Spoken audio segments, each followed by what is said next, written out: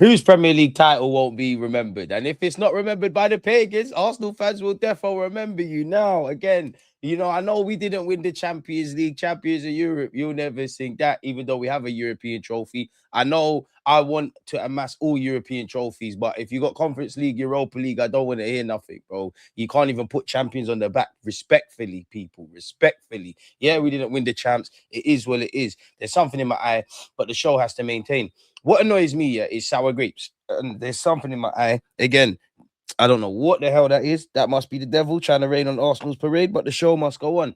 Sour grapes. I understand banter. I understand stuff, yeah, but like people need to take a step back and use common sense. We didn't win the Champions League, so a lot of our pagans are overcompensating on the fact that we didn't win the Champions League. And by all means, we can talk for an hour about why we didn't win the Champions League, how the run came to nothing, our pedigree in Europe could be much better. How I think when you go beyond the typical favourites for the Champions League, we're in there in terms of being one of the most competitive sides. People, Premier League, we've established ourselves as in the previous 3 years.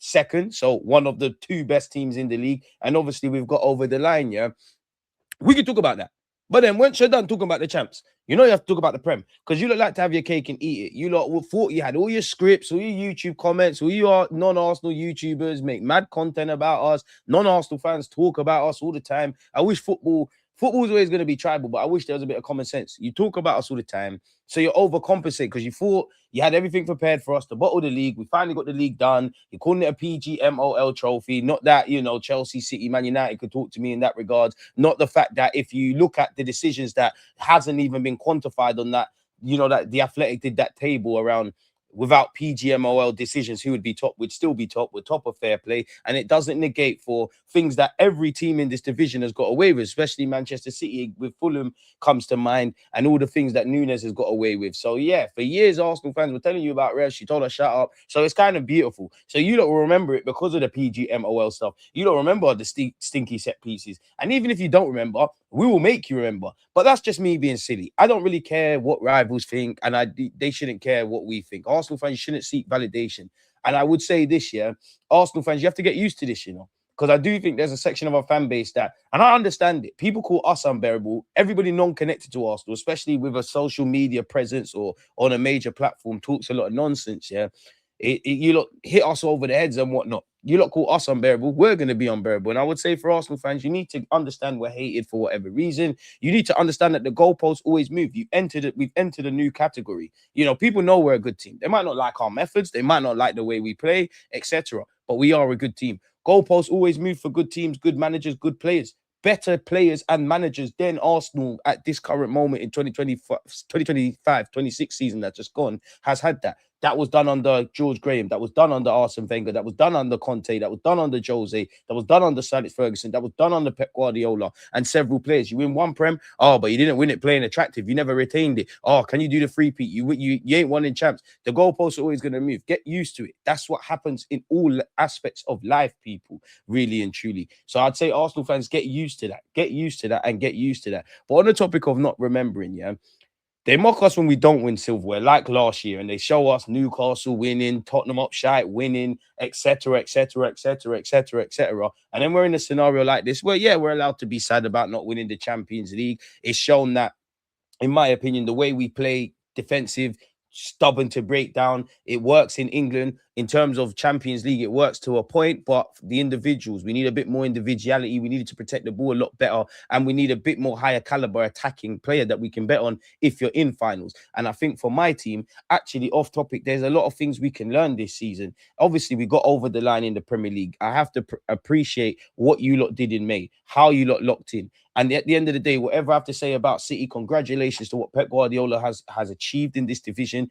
Congratulations to what he's done. Respectfully to Pep, if I'm comparing Pep Guardiola to himself, a washed Pep Guardiola still got 2 domestic trophies and had us scared. Let's be real, we were shook. Wolves away, Bournemouth away, even when they got a point or something like that, I can't remember. But at Anfield, when they beat Chelsea, Chelsea's the one where I'm sure Chelsea at the bridge where I thought, the tide's kind of turning. So credit to my boys for locking in that regards, right? Obviously, if we had a point where there was 8 to 12 points where we could have ran away with it. A bit like, not the seasons that's just gone, the season before where Liverpool done that. If we're in that scenario, we need to do that. Again, when you're at the top, you need to be a bit harsher. And I've alluded to the Champions League, right? So yeah, it is what it is. There's a lot that needs to be improved. But in terms of seeking validations, this is why you can't let people diminish anything in life. Let's just say I do a driving test here and I pass my driving test. I should be proud. I should be proud of myself, right? I get a car. Let's just say I get a Clio. I'm proud of that car. I've saved up for it. I've got my first car. It's a, you get me. But there's some people that got Ferrari and all of these things. They're going to belittle your achievements. No one can take that away from you. The blood, sweat, and tears you put into getting your driving license and getting that first car. Now relate that to football. This is why you shouldn't spend. I feel a lot of football fans here, not just it goes beyond clubs. I think there's a problem. I think tribalism has got to a point where too much people are chronically online. Like this,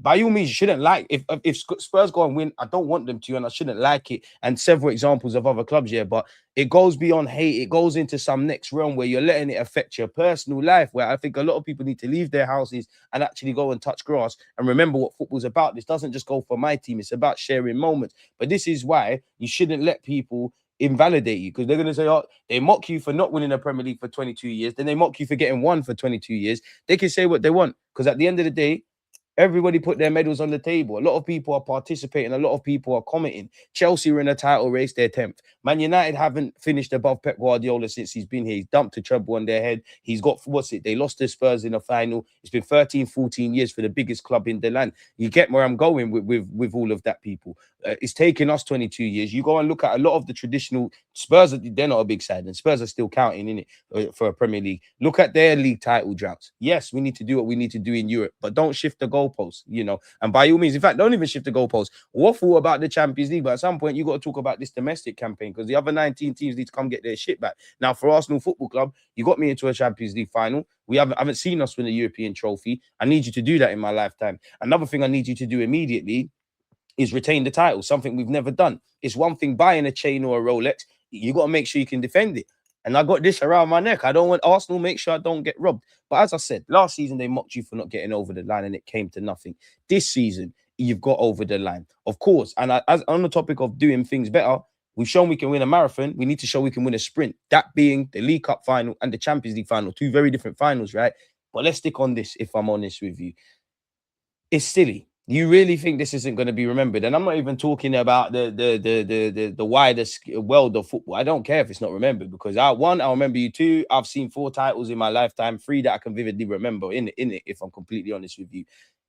What do you mean you won't remember it? And I'm only talking to Arsenal fans. It's the first of the Emirates era. It's the first in Mikel Arteta's reign. It's the first for a lot of these players. It's the first in a lifetime, in a generation, for a lot of Arsenal fans. And for people like me, who is 31, the last time I saw it, I was a child. So it's my first as a grown man being at the parade. I can't speak for no other Arsenal fan, but no one will take away the memories I shared. That Tuesday it was confirmed we won the league, the Sunday when the league finished, and obviously the parade, and whatnot, people. So it's all a bunch of bullshit, if I'm honest with you. This is the first in many people's lives. They're going to remember the Declan Rices, the Rayas, the Salibas, the Gabriels. Mikel Arteta has actually retired, has actually been a footballer, retired, gone and learned under Pep Guardiola, done a lot of these things before. A lot of these people mocking us, teams actually when I won the Prem. It don't make no sense. So yes, the first of many people's lives, first in certain people's different stages of lives, like myself. A lot of fans who are much older than me who thought, yo, it's gone. They've got that. Not one single Arsenal fan is going to forget that Premier League title in particular.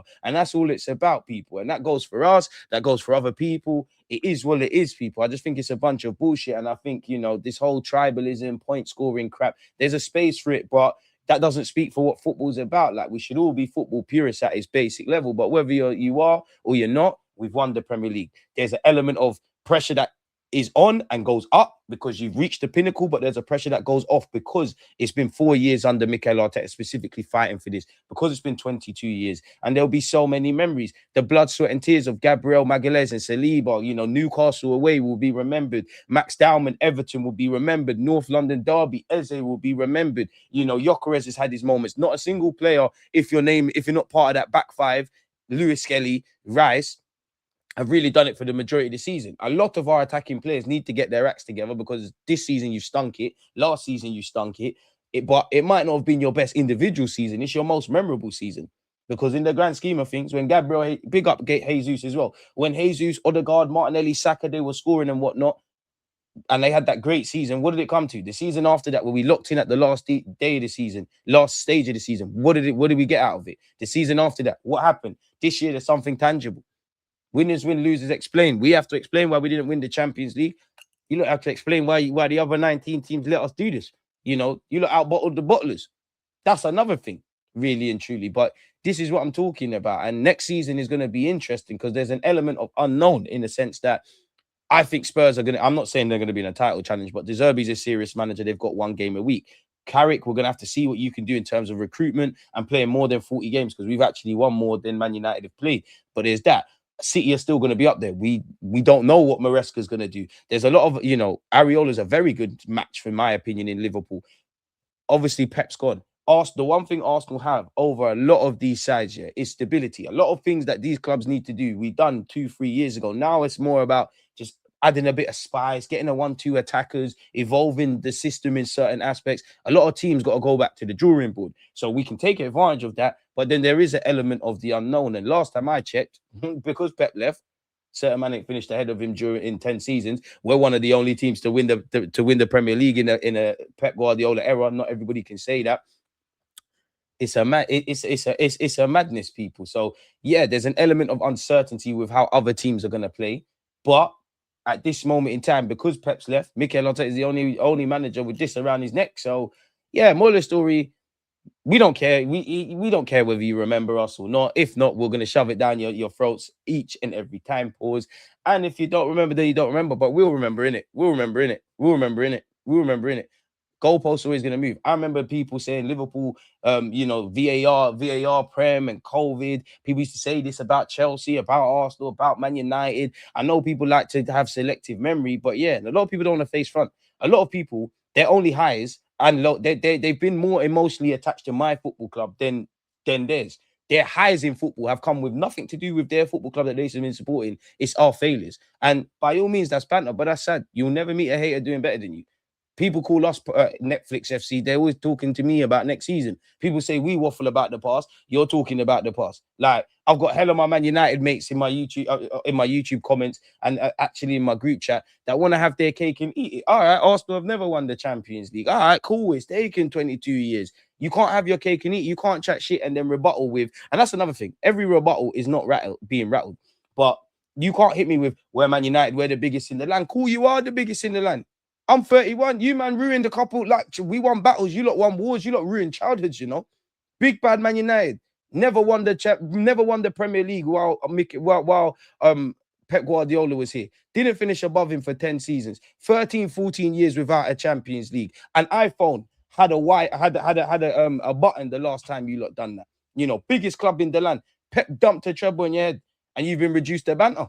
You've been reduced to we beat Arsenal trophy and Cunha dancing. Huh? What's all that about? What's all that about? What's all that about? Bruno. I love rants to bits. Man are taking off shirts for Bruno. Crazy. A player he hates. Crazy. Crazy. This is what the biggest club in the land's become. Chelsea said they were in a title challenge, etc., etc. Where are they? They're 10th. Liverpool can't have smack really for them, but Dave was chatting as well. You get it. And we could do this about all the clubs, if I'm completely honest. A lot of people want to talk nonsense about my club. Throughout the whole season, hate watch. 9 times out of 10, it doesn't work. When it works, it works. And then when we hit back, it's unbearable. You lot just feel shame, but it is what it is, man. Moral of the story, Arsenal fans, what do you mean this won't be remembered? And if you don't remember it, who cares? I hope you lot forget it. Just leave us alone. We're still celebrating. No other ones.